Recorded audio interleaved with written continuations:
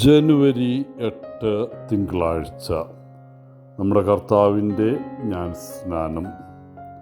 മാർക്കോസ് 1:7-11 വരെ വാക്യങ്ങൾ.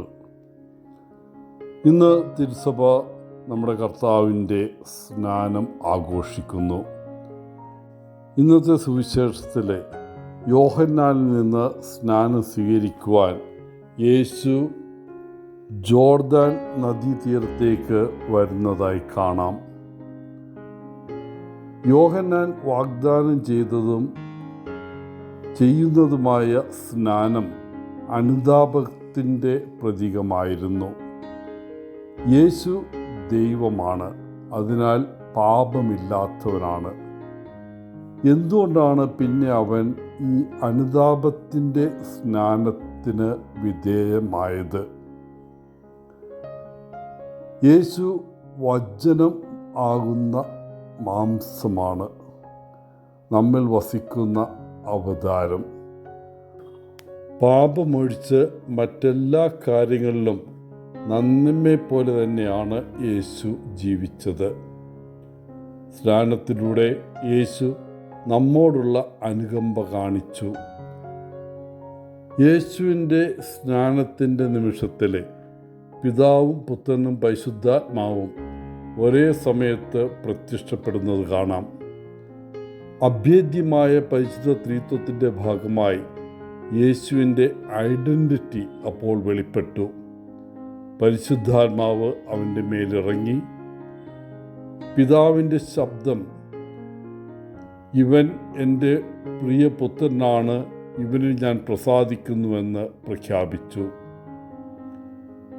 നമ്മളെല്ലാവരും മറ്റൊരാളുടെ പ്രിയപ്പെട്ടവരാകാൻ ആഗ്രഹിക്കുന്നു. മനുഷ്യനെന്ന നിലയിൽ മറ്റുള്ളവരെ സ്നേഹിക്കേണ്ട ഒരു സഹജമായ ആവശ്യമുണ്ട്. അതുപോലെ തന്നെ സ്നേഹിക്കപ്പെടേണ്ട ആഴത്തിലുള്ള ആഗ്രഹവും.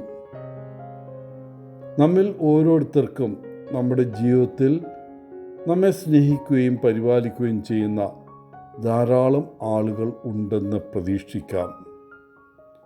നിങ്ങൾ ഇഷ്ടപ്പെടുന്ന വ്യക്തികൾ ആരൊക്കെയാണ്? ആരെല്ലാമാണ് നിങ്ങളെ സ്നേഹിക്കുന്നത്?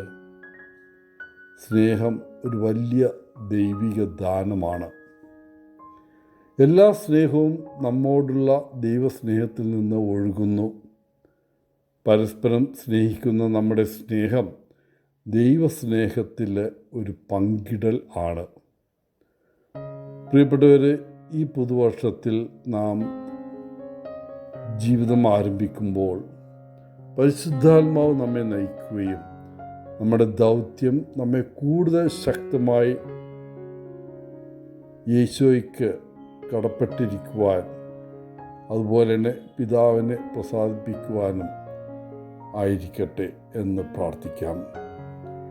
എല്ലാവർക്കും ഇന്നത്തെ തിരുനാളിൻ്റെ മംഗളങ്ങൾ നേർന്നുകൊണ്ട് ഒത്തിരി സ്നേഹത്തോടെ പോളച്ചൻ, CSSR ഫ്രം കേരള.